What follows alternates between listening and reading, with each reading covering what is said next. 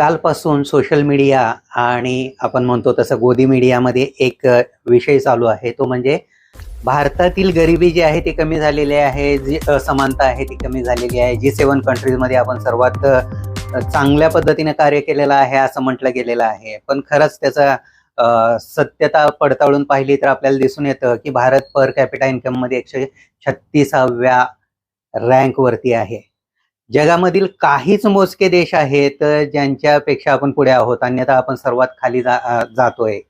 उत्तर प्रदेश आणि बिहारची तर कंडिशन अशी आहे की सोमालिया सारखी कंडिशन आहे. सोमालियापेक्षाही त्यांची जीडीपी किंवा त्यांचं पर कॅपिटा इन्कम कमी आहे. आणि तसंही उत्तर प्रदेश आणि बिहारमधली जी काही सामाजिक परिस्थिती आहे किंवा तिथली समाज व्यवस्था आहे तशीच असल्याचंही आपल्याला पाहायला मिळतंय. तर एकूणच आपण पाहतोय की जीडीपी मध्ये आपण ट्रिलियन 3.8 ट्रिलियन पर्यंत पोहोचलेलो आहोत.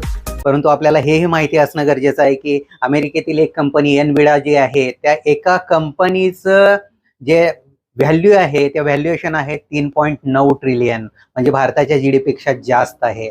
भारताच्या जीडीपीला आपण जर बघितलं 3.8 ट्रिलियनची जीडीपी म्हणतोय आणि त्या 3.8 मध्ये 110, 120, 130 कोटी लोकसंख्या आहे. आणि त्याच एनविडा कंपनीमध्ये फक्त 36,000 लोक काम करतायत. म्हणजे 36,000 लोकांसाठी फक्त 4 ट्रिलियनची इकॉनॉमी आहे आणि आपल्या एवढ्या लोकांसाठी आपण 4 ट्रिलियनला पोहोचलोय. याच्यावरून आपल्याला असमानता किती असेल हे लक्षात येतंय. याच्याही आपण जर बघितलं तर परिणाम आपल्याला खूपच वेगळे पाहायला मिळतात.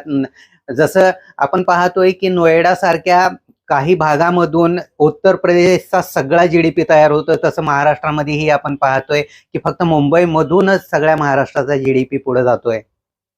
आणि याचा परिणाम आहे की जे अमागास भाग आहेत ते अमागासच राहिलेले आहेत आणि त्यामुळं त्यांचा HDI जो रँक आहे तो खूपच कमी आहे. ह्युमन डेव्हलपमेंट इंडेक्समध्ये आपण खूपच मागे आहोत हे आपण पाहतोय.